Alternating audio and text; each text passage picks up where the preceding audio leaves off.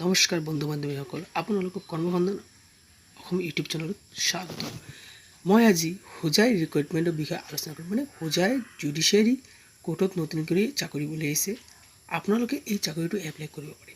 এইটো কেনেকৈ এপ্লাই কৰিব আপোনালোকক মই গোটেইটো কৈ আছোঁ।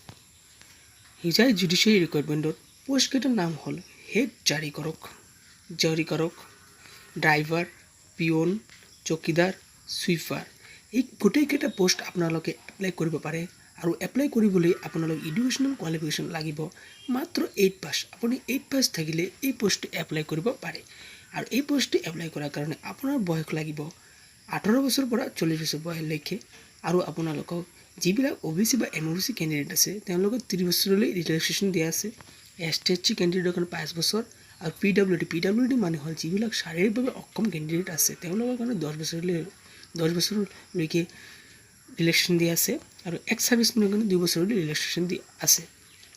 আৰু আপোনালোকে এই পোষ্টটো এপ্লাই কৰাৰ কাৰণে কেনেকৈ কৰিব, আপুনি পোষ্টটো এপ্লাই কৰিব, এই পোষ্টটো কেনেকৈ এপ্লাই কৰিব, আপোনালোকে এই পোষ্টটো এপ্লাই কৰাৰ কাৰণে আপোনালোকে ষ্টেণ্ডাৰ্ড ফৰ্মটো ফিল আপ কৰিব লাগিব। আৰু ষ্টেণ্ডাৰ্ড ফৰ্মৰ লগত আপোনালোকৰ 4 copy recent passport size photo লাগিব। আৰু আপোনালোক ডকুমেণ্ট লাগিব age proof certificate, caste certificate, আপোনাৰ এডুকেশ্যন কোৱালিফিকেশ্যন চাৰ্টিফিকেট গোটেইকেইটা আপোনালোকক জেৰক্স কৰি পেলাই চেল্ফ এটেষ্টেড কৰিব লাগিব।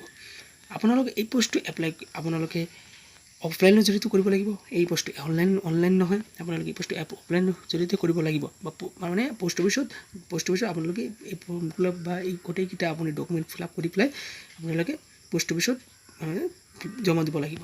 তো আপোনালোকৰ এড্ৰেছটো হ'ল পোষ্ট অফিচত যিটো এড্ৰেছত আপোনালোকে পঠাব, এই এড্ৰেছটো হ'ল the office of the district and session জাজ শংকৰদেৱ নগৰ হোজাই, পিন নম্বৰ 78222442। আপোনালোকে এই এড্ৰেছত আপোনালোকৰ এপ্লিকেশ্যনটো পঠাই দিব লাগিব।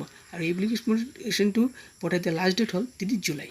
তো আপোনালোকে এই ফৰ্মটো ফিল আপ কৰি পেলাই আপোনালোকে এইটো পোষ্টত পঠাই দিয়ক।